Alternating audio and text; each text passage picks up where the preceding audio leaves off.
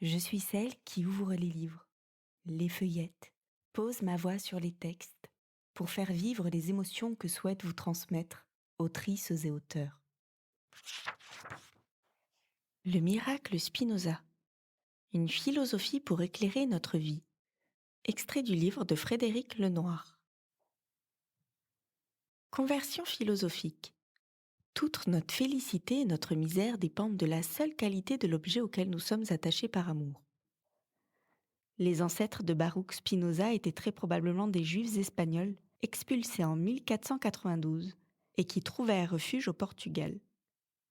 La plupart de ces exilés étaient des conversos, des convertis au catholicisme, le plus souvent sous la contrainte, et certains d'eux, que l'on appelait avec mépris les maranes, continuaient à pratiquer secrètement le judaïsme. Menacés à nouveau d'expulsion, de nombreux juifs durent recevoir un baptême forcé, tandis que d'autres émigrèrent vers l'Empire ottoman, certaines villes d'Italie, et vers la fin du XVIe siècle, dans les provinces-unies des Pays-Bas, lorsque celles-ci se sont émancipées de la tutelle de l'Espagne. Fondée en 1581, la République des Provinces-Unies des Pays-Bas est devenue au cours du XVIIe siècle une fédération commerciale considérable, à la fois maritime et coloniale, rivalisant avec l'Angleterre, la France et l'Espagne.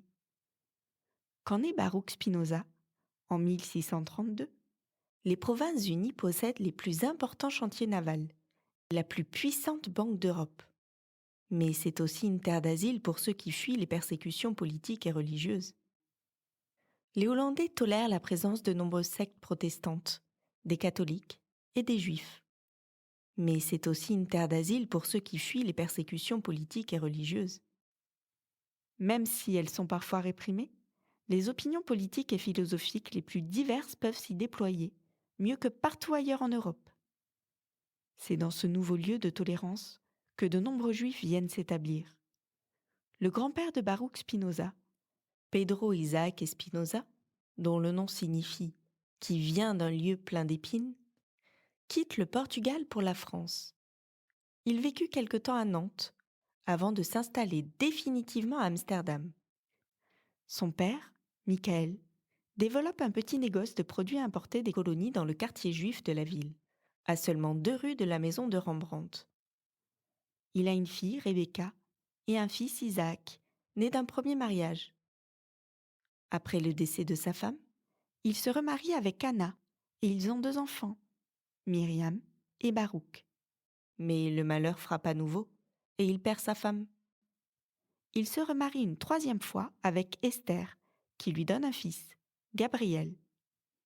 L'enfance de Baruch, nom hébreu qui signifie béni, et qu'on traduira souvent dans sa vie quotidienne par sa traduction portugaise bento, est donc bouleversé par le décès de sa mère alors qu'il n'a pas encore 6 ans.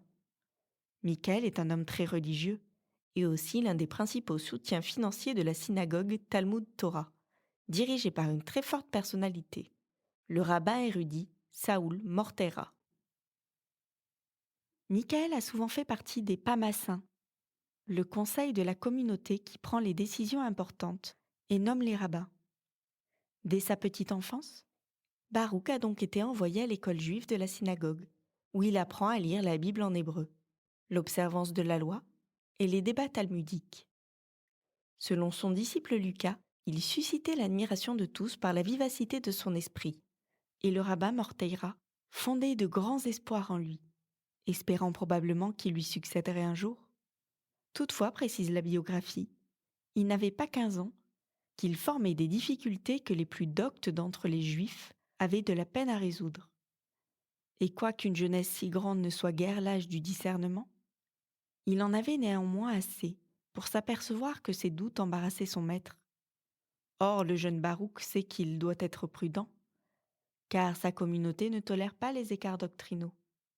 Ainsi, à peine âgé de 15 ans, il assiste à la peine publique infligée par les Pamassins à Uriel d'Acosta pour avoir nié la loi révélée et l'immortalité de l'âme. L'homme reçoit 39 coups de fouet et se suicide juste après la cérémonie. Nul doute que cet événement marque en profondeur l'esprit du jeune homme, qui commence alors à se détourner de la religion pour s'intéresser à la philosophie. Depuis l'âge de 13 ans, il aide son père dans son négoce, tout en poursuivant ses études à la synagogue. Mais il délaisse progressivement ses études juives. Il disparaît des registres scolaires dans sa 18e année, pour fréquenter de plus en plus assidûment des cercles de chrétiens libéraux qui l'initient à la théologie, aux sciences nouvelles et à la philosophie, notamment celle de son contemporain René Descartes, qui a aussi trouvé refuge aux Pays-Bas. En effet, en ce milieu du XVIIe siècle, les provinces unies des Pays-Bas sont le centre européen de la République des arts et des lettres. C'est à Amsterdam que sont publiés les ouvrages de physique, d'optique, de médecine, de philosophie les plus importants et les plus novateurs de l'époque. Des universités célèbres accueillent des savants et des étudiants de toute l'Europe. On discute des idées nouvelles dans les gazettes et les sociétés savantes. C'est dans cet extraordinaire terreau intellectuel, prélude aux Lumières européennes, que le jeune Baruch va faire la rencontre la plus décisive de son existence. Vers 1652, à l'âge de 19 ans, il commence à suivre des cours de latin d'un personnage haut en couleur, Franciscus van den Enden, catholique originaire d'Anvers. Van den Enden intègre très jeune la Compagnie de Jésus, où il devient professeur de latin et de grec. Il est exclu de la Compagnie juste avant d'être ordonné prêtre, pour des erreurs qui nous sont inconnues, mais qui relèvent certainement des divergences doctrinales, car l'ancien jésuite se révèle par la suite d'une liberté inouïe. Il suit des études de médecine, se marie, puis se rend à Amsterdam en 1645, où il ouvre, avec son frère, un graveur connu, un négoce d'art. Après la faillite de son entreprise, il crée, probablement en 1652, une école de latin destinée aux enfants de la bourgeoisie qui se préparent à entrer à l'université. Cependant, comme le souligne avec hargne le bien nommé pasteur Colerus dans sa biographie de Spinoza, cet homme enseignait avec beaucoup de succès et de réputation, de sorte que les plus riches marchands de la ville lui confièrent l'instruction de leurs enfants, avant qu'on ait reconnu qu'il montrait à ses disciples autre chose que le latin, car on découvrit enfin qu'il répandait dans l'esprit de ces jeunes gens les premières semences de l'athéisme, et de citer des témoignages d'anciens élèves de Van den Enden, restés fidèles à l'église luthérienne d'Amsterdam, qui ne se lassent point de bénir les mémoires de leurs parents, qui les ont arrachés encore à temps de l'école de Satan, en les tirant des mains d'un maître si pernicieux et si impie, tirés de Vie de B de Spinoza, de Jean Colerus. De fait, l'ancien jésuite se fait vite connaître par ses idées originales, jugées par beaucoup comme subversives. Il prône une totale liberté d'expression, l'éducation des masses et l'idéal démocratique. Sa réputation devient trop sulfureuse et il ne peut plus continuer d'enseigner à Amsterdam.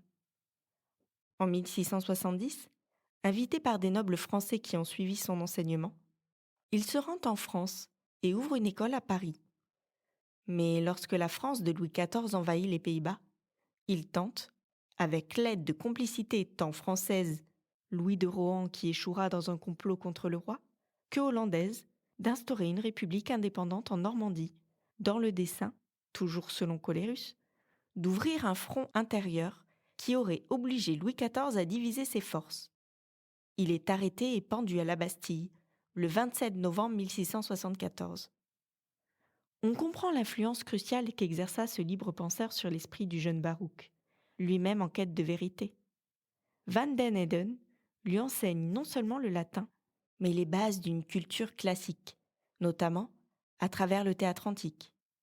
On sait par exemple qu'en 1657, il fait jouer à ses élèves, dont Baruch, une pièce du poète latin Terence. De même, il transmet une culture théologique et une découverte des nouvelles sciences physiques. Il l'initie enfin à la philosophie cartésienne, et Baruch aurait, toujours selon Colerus, était particulièrement charmé de cette maxime de Descartes qu'on ne doit jamais rien recevoir pour véritable qui n'ait été auparavant, prouvé par de bonnes et solides raisons. Au fil de ces années passées auprès de son nouveau maître, on assiste à une véritable conversion philosophique du jeune Baruch. D'une éducation religieuse dogmatique et rigoriste, fondée sur la crainte et l'espoir, qu'il délaisse dès la fin de l'adolescence, il se passionne pour une quête libre de la vérité et du bonheur véritable, fondée sur la seule raison. C'est à travers la magnifique introduction de l'un de ses premiers écrits, resté inachevé, le traité de la réforme de l'entendement que Baruch fait cette rare confession et nous livre l'objet ultime de sa quête. Quand l'expérience m'eut appris que tous les événements ordinaires de la vie sont vains et futiles, voyant que tout ce qui était pour moi cause et objet de crainte ne contenait rien de bon ni de mauvais en soi, mais dans la seule mesure où l'âme en était émue, je me décidai, en fin de compte, à rechercher s'il n'existait pas un bien véritable et qui pût se communiquer. Quelque chose enfin dont la découverte et l'acquisition me procureraient, pour l'éternité, la jouissance d'une joie suprême et incessante.